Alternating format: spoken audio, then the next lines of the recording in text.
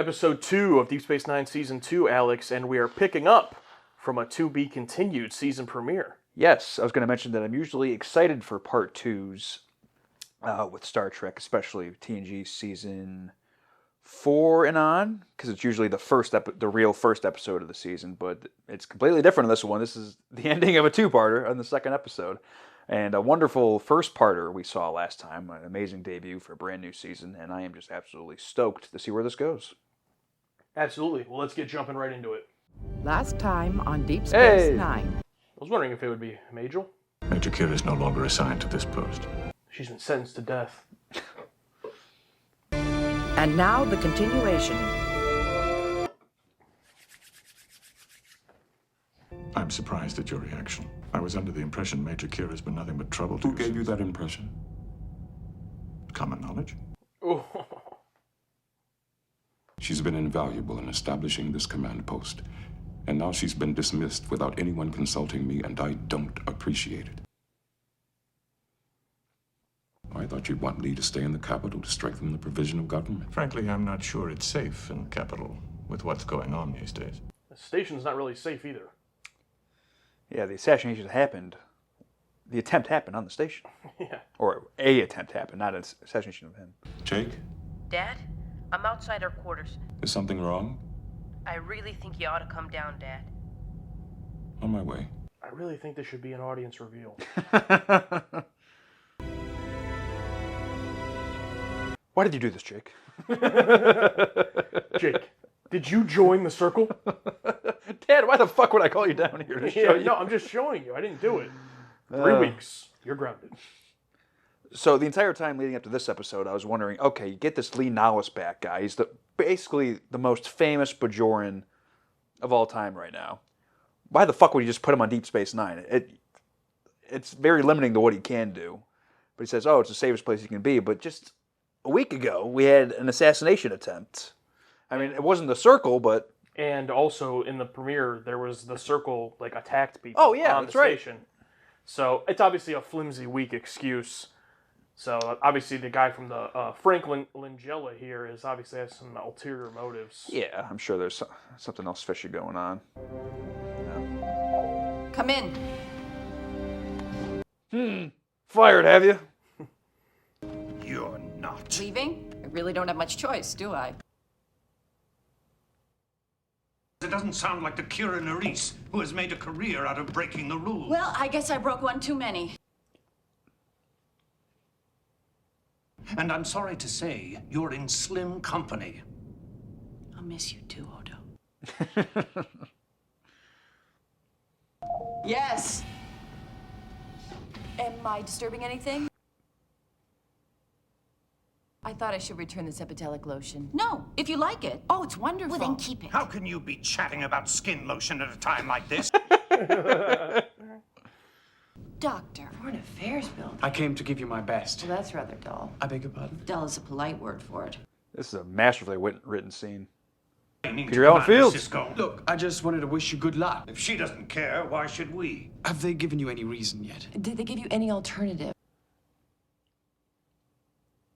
I do care. No, they haven't. No, they didn't. I really ought to finish packing. You said she doesn't care. You mean about leaving the station? Hey. Corey Allen.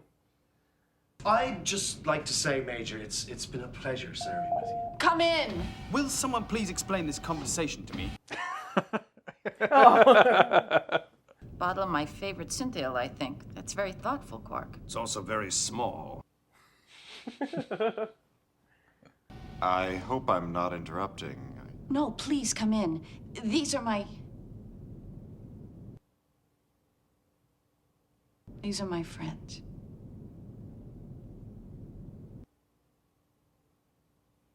Come and stay at our monastery for a while.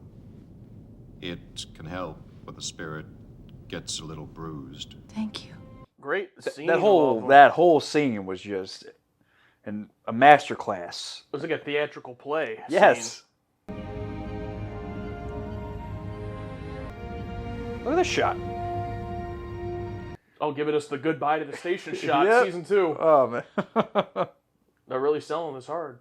I know that I can never replace Major Kira. No one could. Thank you, sir. Request permission to disembark.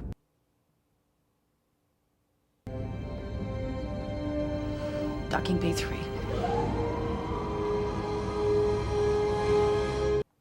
That was nice. Yeah. I like how Bro's earring is blinged out. It's your job here. Talk to the prophets, I guess, and sometimes answer to Cisco. I have no formal training on what Kira does, so hopefully I can figure it out. I was hoping to shadow her for a few weeks, but she already left. Now look at this. Is your hair a bit longer there? Yeah, not using the hair gel, you know? Oh, yeah. Natural. It's time, isn't it? Time? Come inside with me. Time for what, bro? Ryle, maybe we should talk about... Is it the orb? The orb. All my life I dreamed of this. One of those things. Yeah.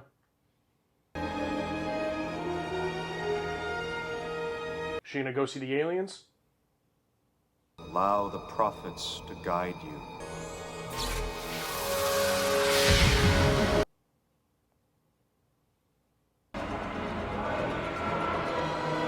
Dax!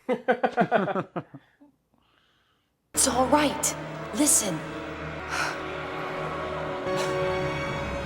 Can you hear them now, child? God, not you. Blasphemy. Oh. Help me to hear them. I don't know how. But you do. Oh, no. This was all seduction. This is all very important to your spiritual journey. Just hold on.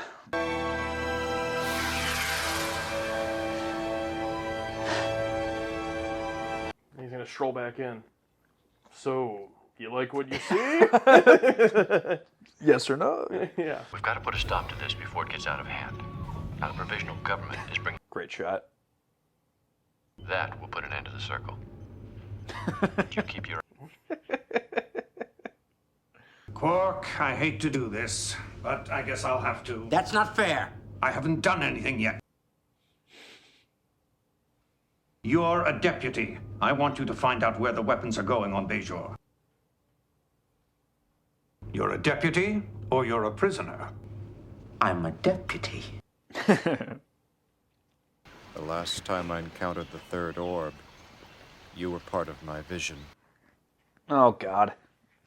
I was just wondering if I was part of yours. No. No, you weren't. What a pleasure to come upon such a flowing exchange of spiritual harmony.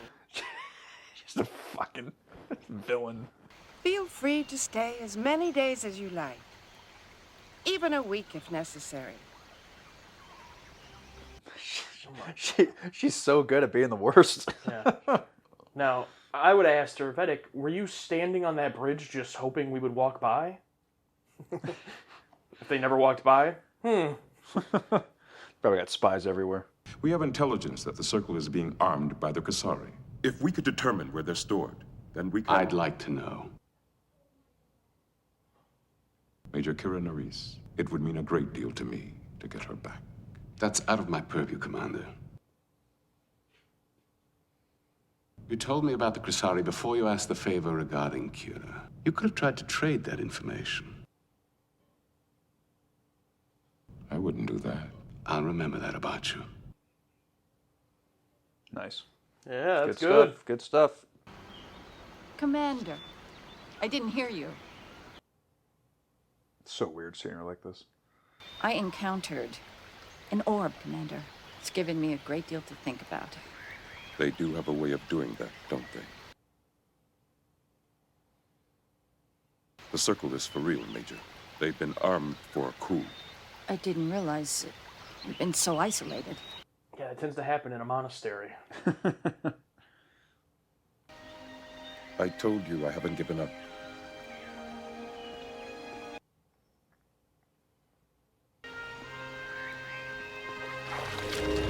Oh no! Oh, what? Was she already unconscious with a hypo sprayer? Yeah, her little spray. We're nice enough to let Cisco get away. And we don't want him. Do you think this is going to be a...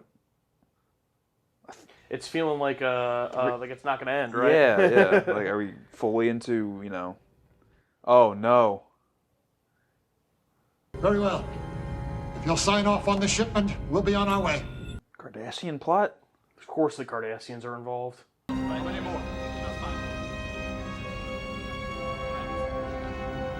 Good afternoon.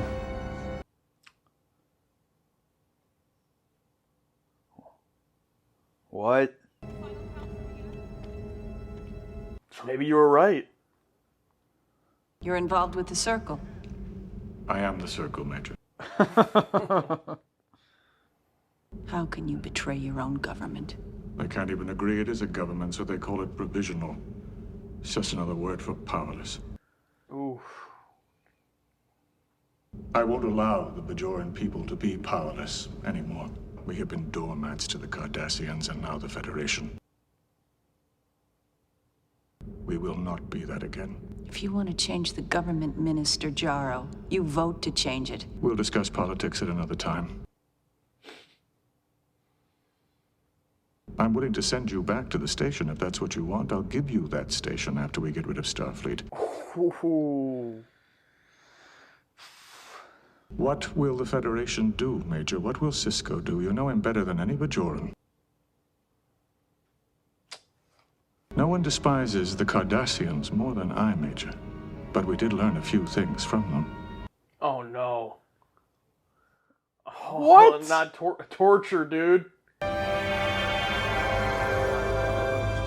But they've got more firearms than a Galaxy-class starship. Wow. Jesus.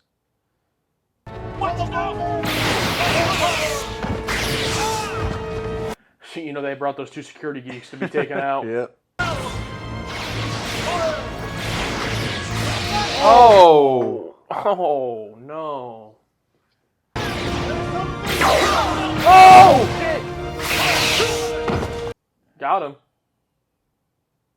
Get us out of here! And now Kira knows about the one guy, so Yeah. he's probably like, well, my plan's foiled. The Circle hates the Cardassians. They don't know it is the Cardassians. They think they've been buying from Crisari traders. I don't understand. What? Because it gets them what they want the most. Rid of us. Get me Admiral Chakotay at Starfleet Command. Bringing in Starfleet, now it's really going to go to shit. Blow the planet up. Blow up Bajor. I can't interpret the prophecies for you, Essa. I know the future. It belongs to me. I fear my voice is rarely heard. That can change. Tell the people the prophets are with me. That's a lot to ask. I know that. I can think of no one more worthy of being the next guy than you, Win. I shall do everything in my power to see that you are. The prophets are smiling on you today, Minister.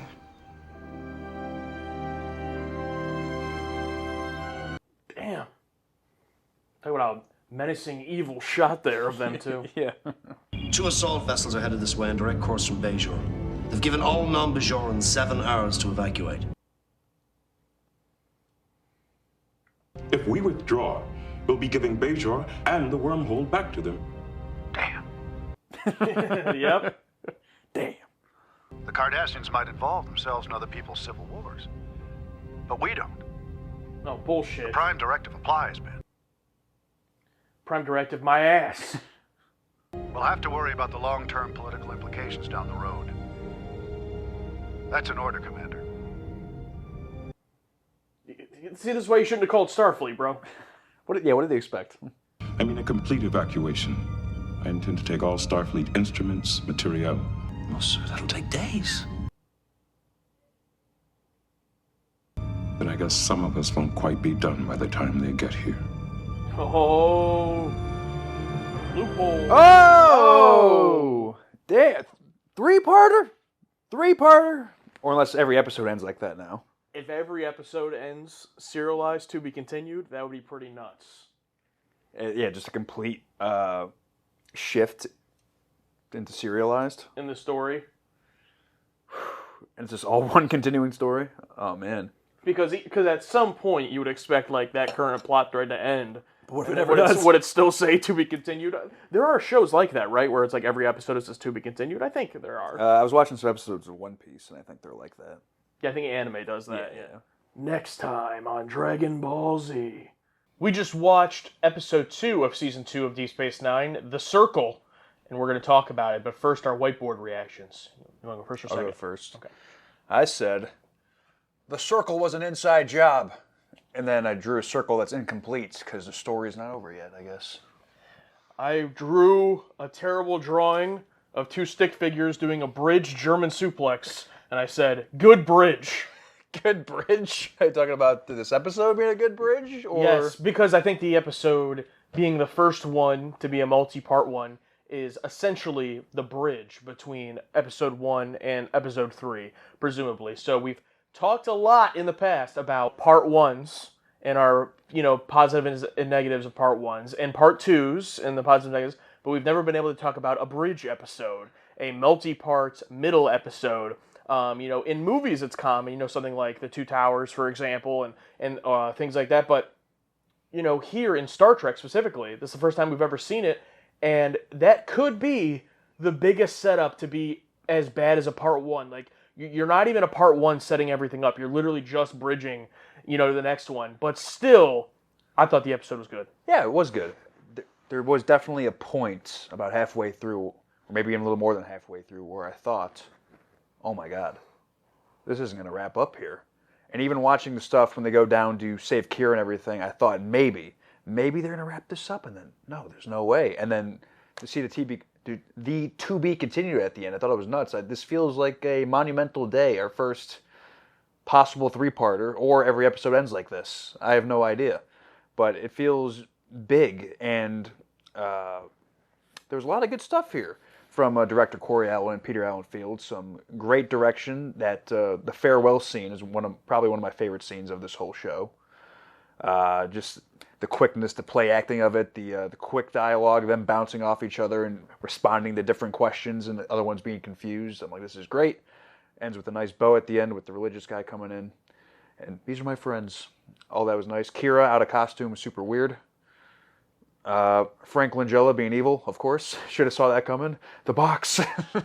Yeah, so first of all, agree on the scene in Kira's quarters, the farewell scene with everybody. I'm glad that it came off like a sitcom-esque comedy bit, but it wasn't like too over the top or crazy. Like, it still fit for these characters and in this world we've set up. But it was hilarious, and especially Quark coming in with the drink and everything was really funny, and I really enjoyed that line she delivered about, these are my friends. And this whole episode kind of felt like the first time, that feeling that we have with TNG, where it's like, oh, we know all these characters, we know their dynamics, and here it feels like we've finally started to get that. Now, we still need to flesh out most of these characters, especially the Dr. Bashir and Dax, but still, at this point, I can understand we've seen enough of Kira and Dax hanging out, of Odo and Quark, we know the dynamics, so it was really nice seeing that scene. Also, everything with Commander Sisko and Kira, that friendship there and him promising to get her back. Enjoyed all of that. Nothing about the episode that I felt dragged or was boring. It wasn't necessarily the biggest reaction-causing episode, I guess. It was very dialogue-heavy, but I was interested the whole time. Yeah, definitely a, like the way you put it, a bridge. And a bridge is just, okay, where we're going, not a lot of, oh shit. I mean, when Kira was captured and then they tortured her like Cardassians, that was, okay, things are getting way out of hand here. You're becoming what you hate, we learned some things from them, and just a great moment where it's, oh no, this is not good. And then the fact that they're even getting their weapons from the Cardassians without knowing it. But I wouldn't be shocked if, like, maybe he didn't, Frank Langella, what's his name, Jaro? If he didn't know for a fact, but, like, he also probably didn't care. Like, he doesn't care where these weapons are really coming from this traitor. And Yeah, I'm not surprised that he was evil, but this was better than the finale in Star Trek Six in the way where it wasn't super obvious that it was him. It could have been a litany. It could have been any of the Bajoran characters. I would have believed it. Even the guy we just saved, or even the Vedic from the finale, the guy who was hitting on Kira. We can talk about that. Yeah. Or If it had been any of them, I wouldn't have been surprised. Yeah, or the guy that Cisco was talking to in that room. That's where it first came to my mind. Oh, what if this? What if it's this guy? What if it's the whole government? But in my mind, I didn't even put together that it could be Jaro. It's like, oh shit, he's the Circle. That Yeah. kind of makes sense. And the entire time, I'm thinking, with Leonalis, why are they confining this person to Deep Space Nine when he's this big, legend? And it makes sense. So they can just like, let's just put him over here. Let's just get him out of the way. What do you think about the other Vedic, the dude and the creepy orb scene? It's like, oh, what happened in yours? Are they setting something up there with this guy? And I think his name is Burrell. Burrell, yeah. If they are trying to genuinely set up a romantic thing between him and Kira that's not like nefarious or manipulative, but actually genuine, I think it's not well done. He came off as creepy. He came off as manipulating her. I'm talking about if that's the intention with him. If that's the intention of manipulating her, Yeah. then I think it's good because it was very creepy. But it makes sense that Kira wouldn't suspect that necessarily because she's so bought in on the prophets and these orbs and everything. And I don't even know if the Vedic has any way of manipulating the orbs. I'm not saying that he did, but yeah, it all came off very weird. I'm glad that she lied and said, no, you weren't in my vision to him. That at least will delay it a little bit further. Mm-hmm. And then I'm also glad when Cisco came down that she wasn't like brainwashed by all this, because she was like, oh, I saw the orb. I've had a lot to think about. But then as soon as he brings up the war and everything, she's like, I need to come back. Yeah. I'm glad she was still herself. So great stuff from her. Mm-hmm. You brought up her looking different and everything. That was cool to see. When it comes to the torture, I'm not super experienced in all this, but just from what I've heard, like, why don't they just waterboard them instead of like beating the shit out of them like they did to Picard and stuff? Because from what the little I've heard and read, isn't waterboarding like the most effective? Like even like when they test people in the Black Ops or whatever, like they give up in like 30 seconds because like you literally are drowning. Yeah. Like you will die. Now the information might not be correct or real, but that's any torture. Yeah, wasn't there a study that there's actually been no successful torture attempts? Information? Yeah, it's all been, a very ineffective way of doing it. Yeah, it just interests me that I would assume waterboarding was a thing by 93 when they made this. It's just interesting to me that every time we see a depiction of torture, it's always like whipping them or like they're tied up and no one's ever been waterboarded, when it seems like that's the one torture I would just die right away, or I'd snitch anything if I'm getting waterboarded. Now, I might be crazy, but have you ever tried it on yourself? I'm like, I want to see how bad this really is. And I put like a rag over my face and I just, put a little bit of water. I'm like, oh, fuck, that's terrible. You did do that? Yeah. No, I don't. Thankfully, I have not. Yeah, because obviously I can just take the rag off. But yeah. It's weird. It's really weird. That's just a small detail, a curiosity that I have of why they don't do that. But yeah, I don't know. I guess I don't know, to show how ridiculous the Cardassians are. Waterboarding doesn't seem to fit their slimy style. Mm-hmm. I think the most, not to say waterboarding isn't horrific, but they want to do the absolute worst. I mean, waterboarding is clean.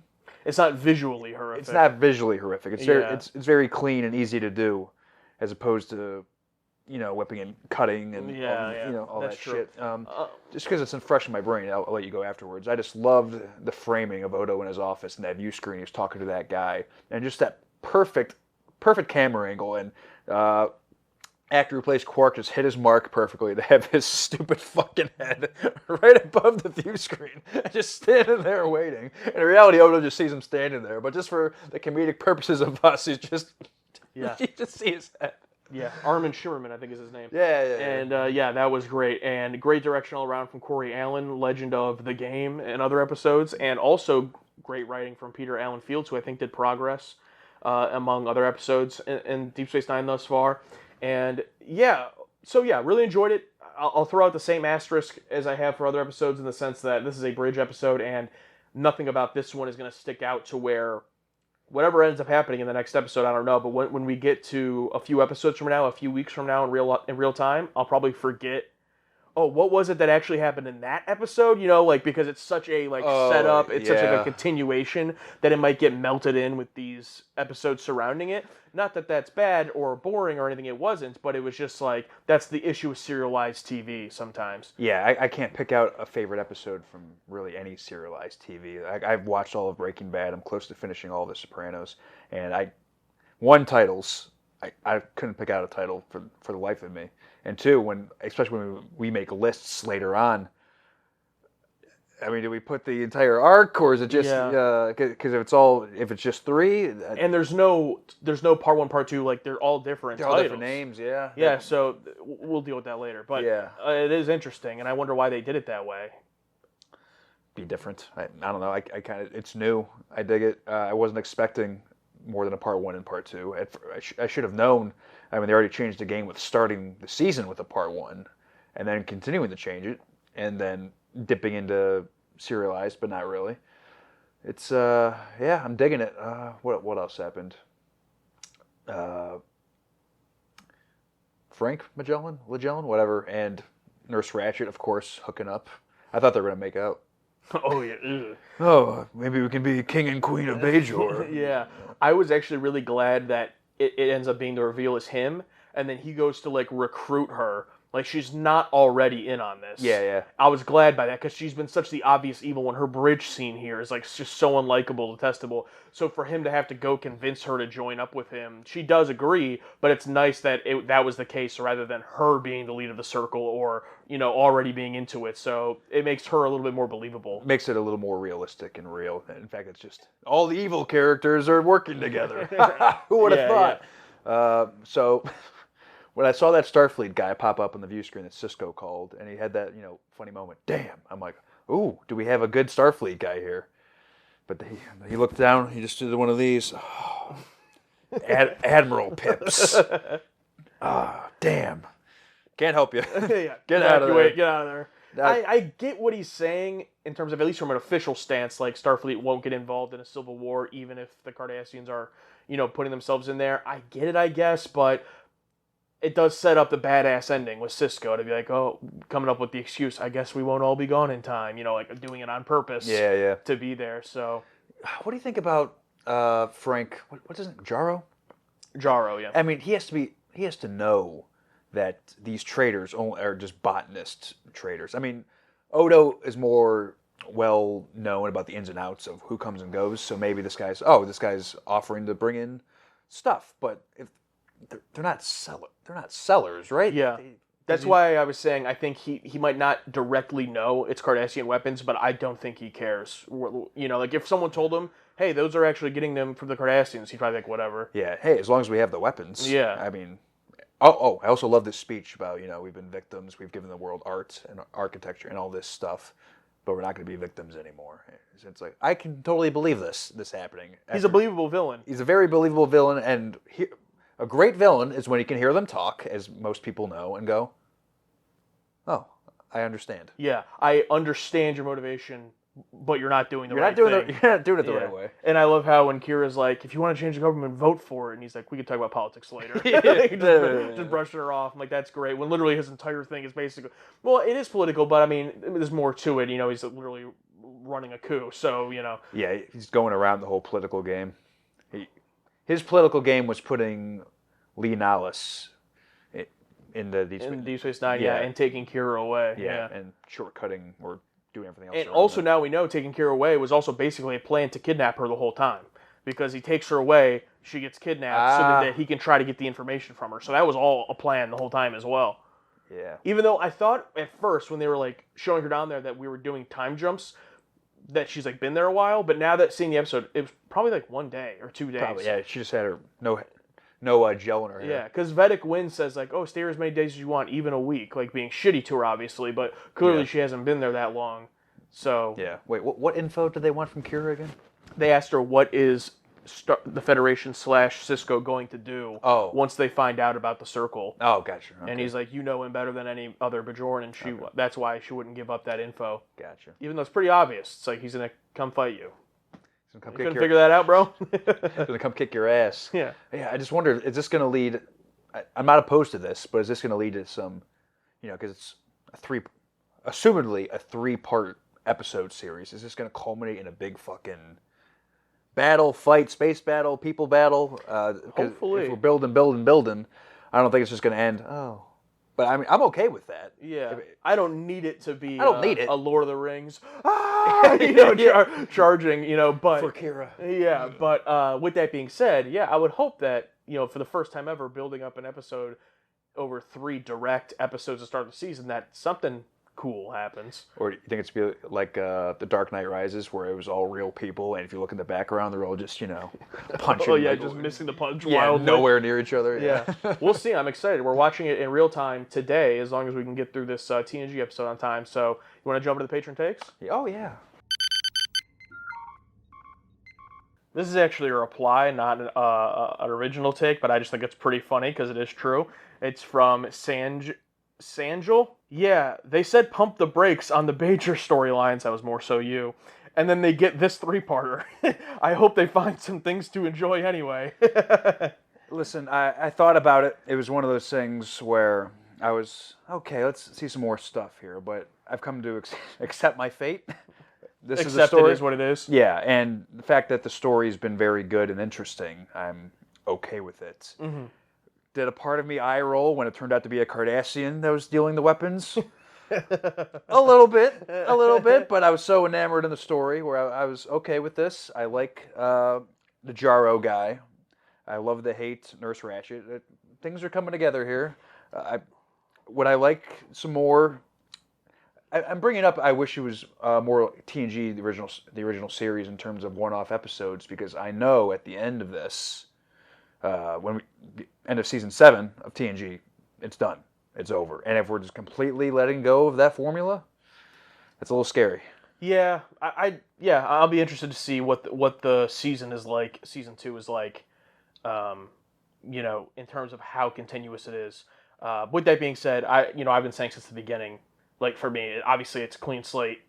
Even if it becomes more serialized, like it's about the execution of every given episode. So I don't really care about the pretense of it. But with that being said, if it becomes more serialized, it reminds me of like The Expanse, where it's like, okay, well now I have to get bought in on the major story of it, because if I don't like what they're doing with the major storyline and I have to deal with it every single episode in a continuous fashion, then that becomes a problem. Luckily, with The Expanse, we've enjoyed that continuous story for the most part, but which we're watching exclusively over on the Patreon. Tin Man, 7B9. Feel free to take a break from Star Trek reactions. As many days as you like. Even a week if necessary. That's pretty good. That's good. Sixto says, "These Are My Friends made me cry. I must be getting too sensitive in my old age. Plus, is it me, or is this such a well-balanced episode considering all it's navigating?" I do think it was pretty well-balanced. I don't know if we've seen a Star Trek story or episode where there's so many moving pieces.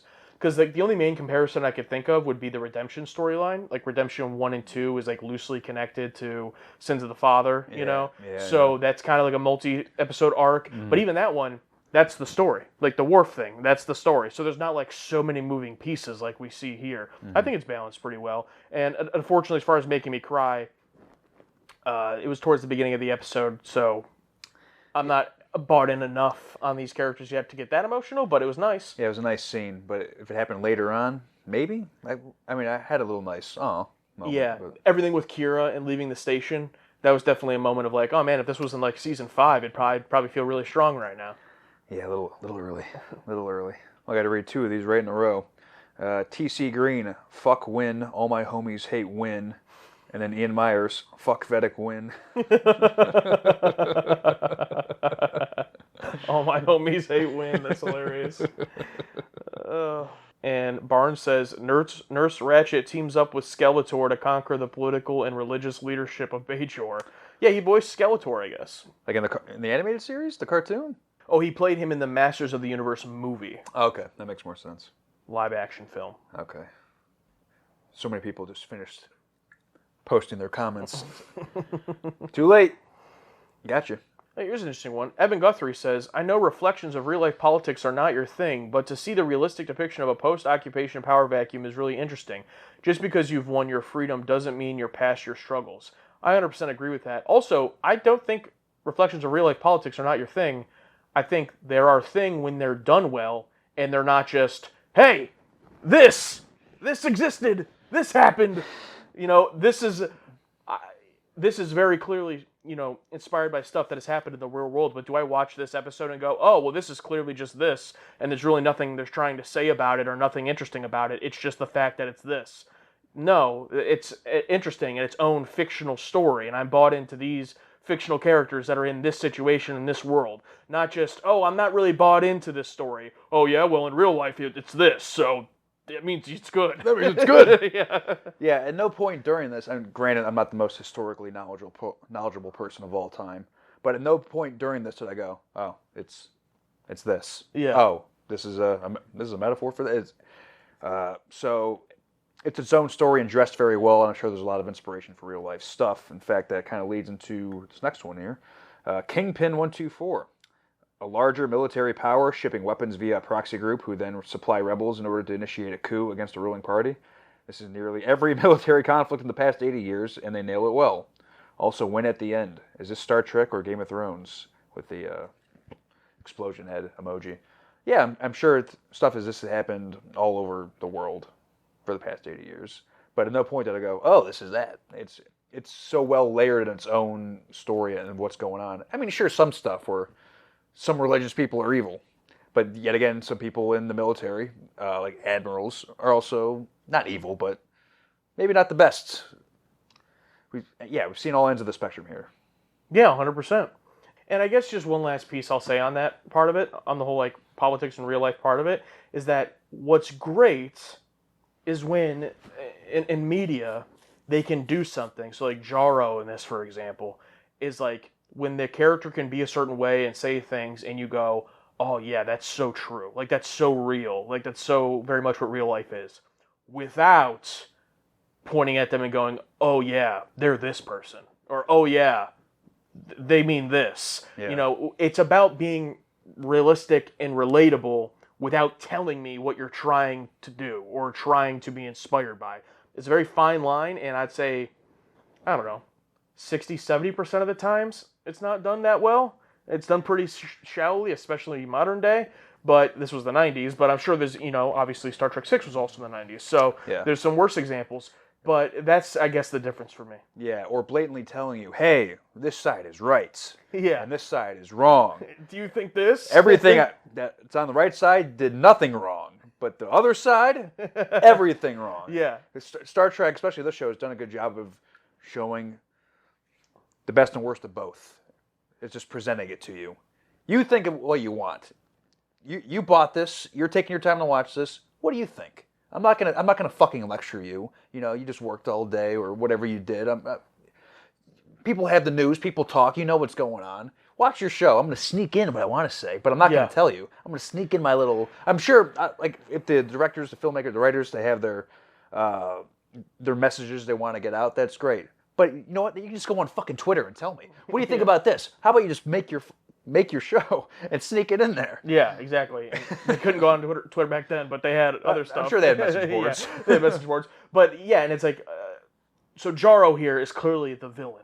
So it's like, it's not like they're presenting Jaro and being like, but maybe he's right. It's like, no, that's not. It's like, no, he's clearly the villain, but still, you understand his motivation. Yeah. You understand why the Bajorans that would be in the circle would feel this way and want to rise up. And you also understand, even though they're the fucking slimy pieces of shit, you understand why the Cardassians are getting involved. To manipulate them to, oh, they're not really going to overthrow the government and become, we're just going to take their shit back. Like it all makes sense, and it's not, Cisco doesn't have to stand up and go, it's wrong that the Cardassians are doing this. It's like, well, I know, I get it. And which is funny, because as much as I love TOS, and like Kirk did that a lot, but it was usually in TOS, the good episodes anyway, weren't about like, virtue signaling. It was about bigger life lessons, and like things that everyone is able to agree with, not like this opinion is correct, Mm-hmm. That's, I feel like, what's really been lost recently. Yeah, and as we watch more in the show and the years keep ticking on by, we're getting closer to that, later 2010 point where everything is. we're still far away. We're still but far away. And I think Star Trek 6 was the catalyst event. It was the first one where it's like, oh no. Oh wait, they're starting to